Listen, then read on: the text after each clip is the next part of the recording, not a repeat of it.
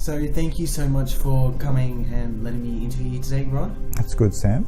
So firstly, what is your education and what was your occupation before you retired? Firstly, I'm a Sydney boy, and I went to school in the city. Went to St Mary's Cathedral High School, which is right in the middle of the Sydney, and it's basically attached to the Catholic Cathedral in Sydney. And so I went to finish my higher school, which in those days they called it the Leaving Certificate. And then I went to university for a couple of years to do commerce out of the University of New South Wales. And so that was my original education. And then I started working in Caltex Oil in Sydney as a clerk and just as a message boy for the first 12 months. And then I switched to doing chartered accountancy, which I worked in chartered accountants offices for quite a few years from after that. How do you identify yourself according to your sexuality? I identify myself as being a gay person and a gay male, and I've always known more or less that I've been gay, so I've had no problem in the coming out process.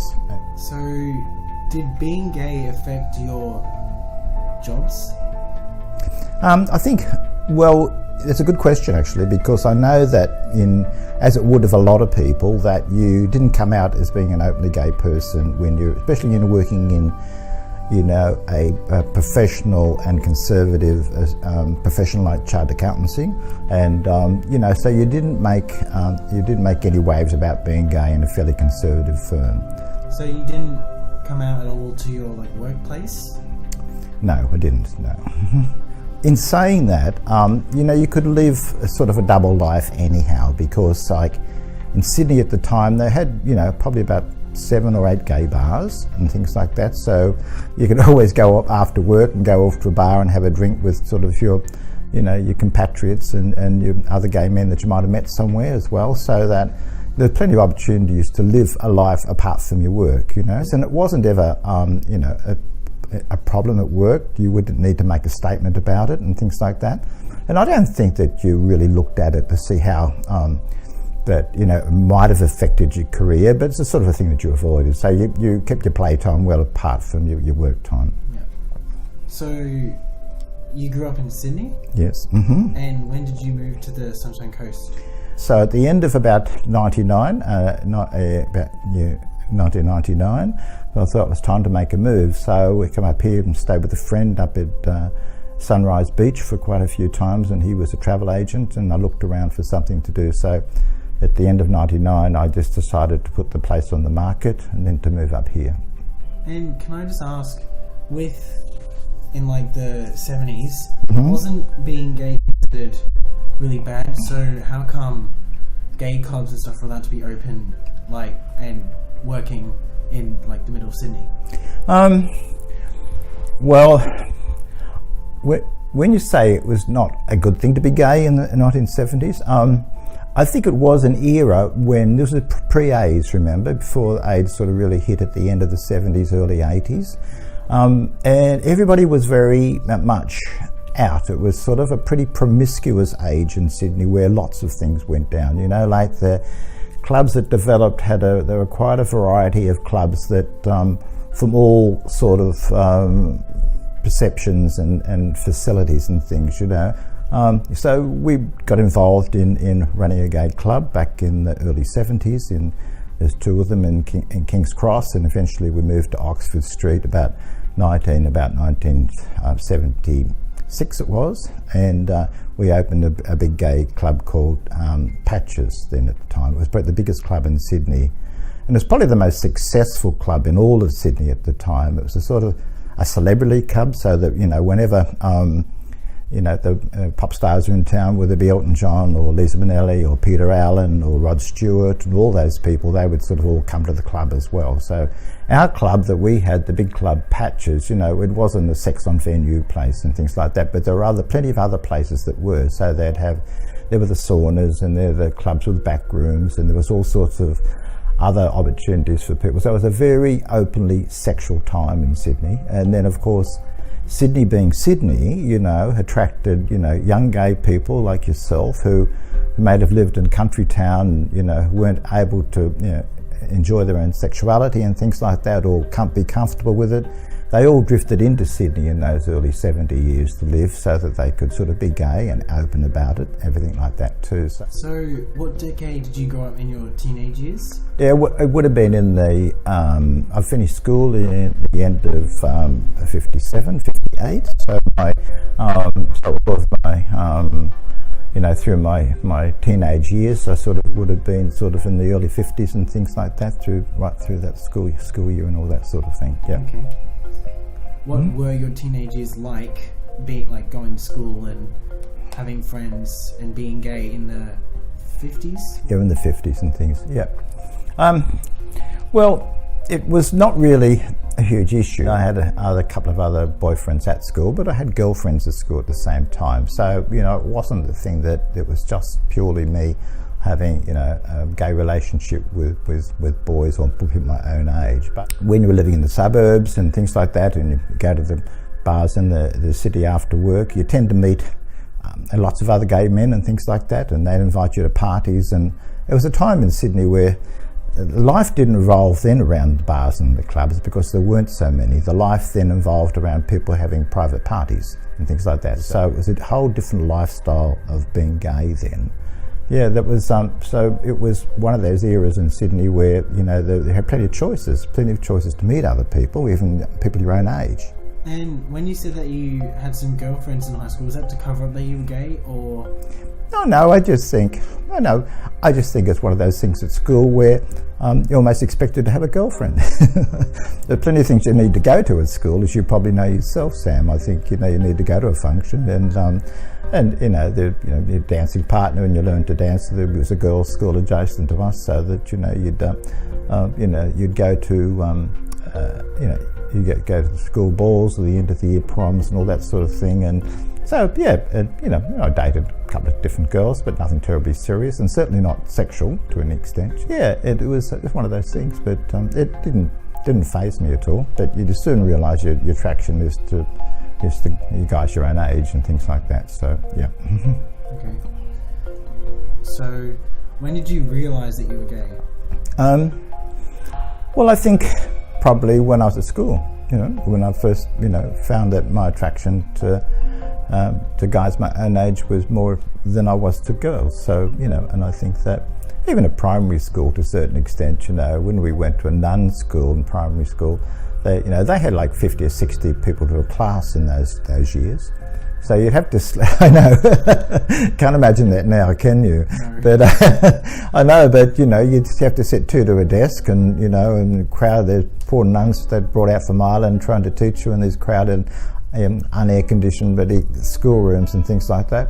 So quite often, not quite often, but sometimes used to happen that the guys sitting alongside of you, even like in primary school, last year's primary school, they're pushing your leg up against your leg while you're sitting down in a gun under the desk and sort of being a little bit sexual and things like that. So yeah, it was one of those things that when I suppose you've only been like about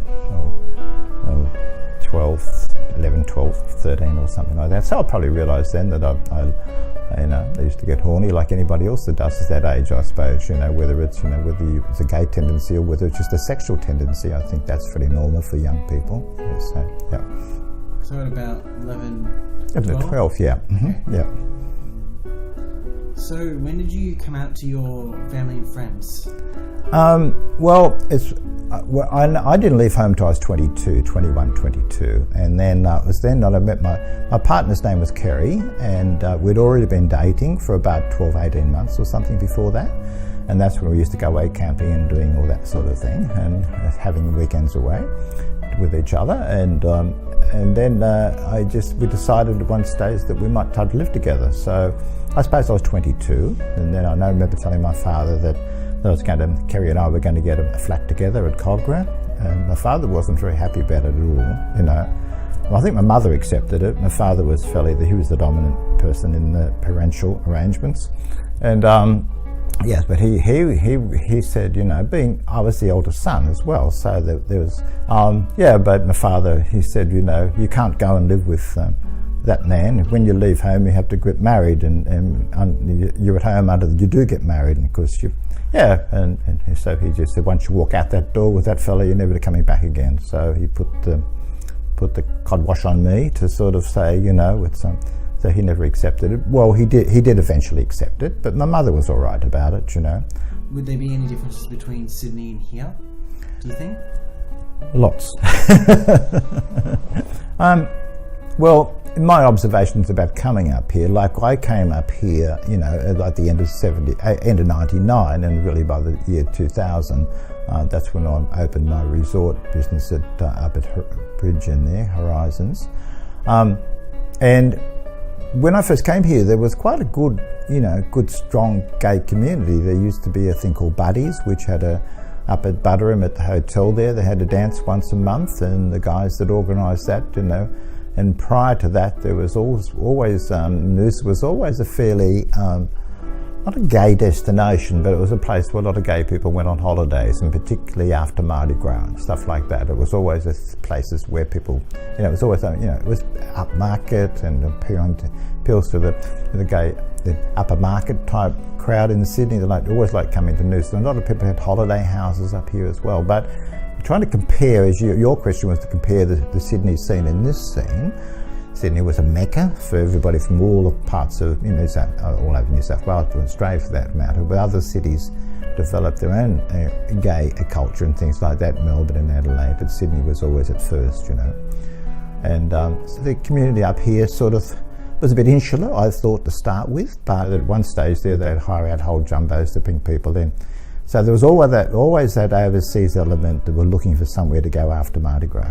And we tried to encourage them to come up here to Noosa, because we'd say it's far better than going to Cairns, because, Cairns in March, first week in March, is hot and tropical. You can't swim in the ocean. So we'd say, and it was quite successful, and we'd fill our resort up with mainly overseas guests. And of course, the parties you put on would attract all the locals too, because they want to come along and enjoy meeting overseas gay guys. There was all those homophobes that want to write letters to the paper and, make an issue about sort of, they used to write in and say, oh, look, Noosa is a family holiday destination and we don't want those people coming here and all that sort of thing. But you'll always get that. I don't think it is so vigorous and vitriolic now as what it was then, and we could also, but there was in this area, which is Noosa, is very conservative, not that the religion has everything to do with it, but there are, a lot of the fundamental Christian people who get very vocal about sort of, homosexuality and gay people in general. So there used to be letters to the editor, to the Noosa News and things like that, complaining about, we can't let Noosa have this Mardi Gras thing. Our daughters and our sons wouldn't be safe on the street. We'd have to lock our sons and daughters up with all those sort of people in town.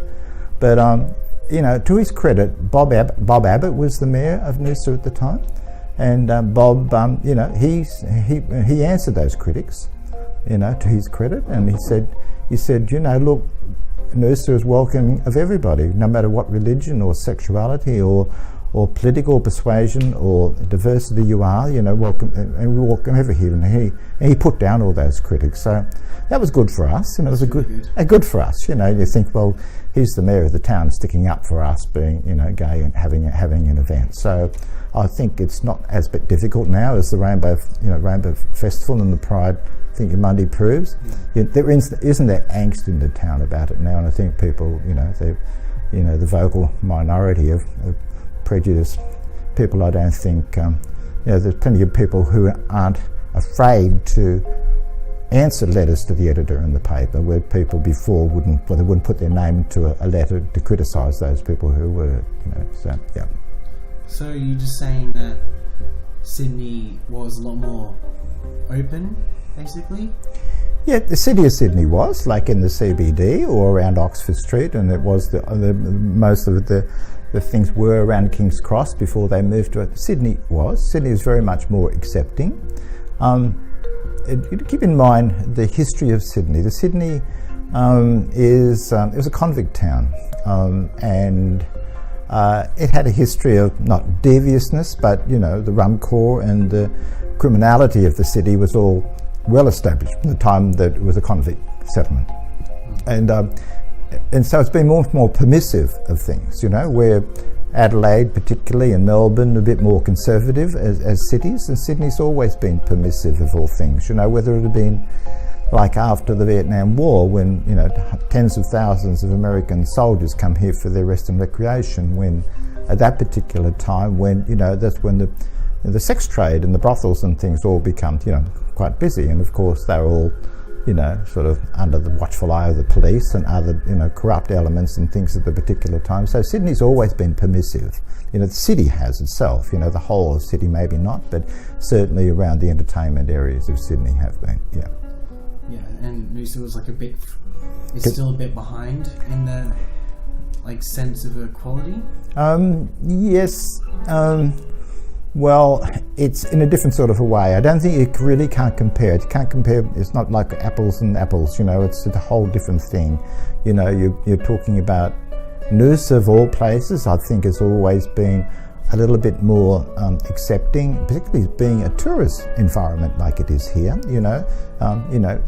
If you're catering to tourism as that's your mainstay of your business, then you have to be accepting of people from all, you know, ways, shapes and forms and likes and dislikes, you know. You know, if you were more or less at Gympie, it's a different thing again. You know what I mean, don't you? But that's Noosa, and that's probably been, you know, and that's one of the reasons I like being here. It's one of the things I contributed, I think, since I've been here to helping, you know, the gay lifestyle be more accepted and running gay events and things like that. Because I think, you know, really, to be persuasive and to be influential in this town, you need to gain respect. And if you're dealing with aldermen or councillors or politicians and things like that, they're not always going to be tolerant of your accepting or understanding of your views if you're being belligerent and difficult and demonstrative about it. And I'm saying that for a reason, as you can probably realise. You know, I think that you do more by becoming friendly with the councillors and talking to them on their own terms, and being a successful business person in the town itself, which gains you respect from other people. This is a business-orientated town, you know. So it was the same when we ran nightclubs in Sydney. Our club was probably one of the best, you know, and it gained a lot of respectability for the gay community, because it wasn't regarded, you know, as a sleazy venue or a sex venue. It was some place you could take your mother to, because, you know, it had cabaret shows and the beautiful restaurant and beautiful people working there. So that's always been my attitude, just to be able to, you know, gain respect in the town. And, you know, so they knew I was an openly gay person when they elected me to the board. So, and that's what I find that's, you know, important to, you know, and therefore the rest of the straight community here respect you because you are what you are, and you're not being outrageous and difficult. You're going to achieve, you know, respect and get on for the community and acceptance. That's what you need to do. Yeah. So, finally, what advice would you have for any rainbow youth out there right now? For the advice for rainbow youth, I would think that just realise you're growing up in an era that is, you've got a lot of pluses for you now, a lot of opportunities for you to be whom you are. You know, the older gay community, then going back to my age, for the gay youth today, I said, well, a lot's gone before, you know, and we've gained a lot in our lifetime, you know, in our short lifetime. So it's just respect your elders and respect each other and respect your teachers, and you know, and I think that you know, you've only got a lot of good things to look forward to. Okay, well, thank you, Rod, okay, for the interview. It was a great pleasure. Okay, well, thank you, Sam, and very much enjoyed it.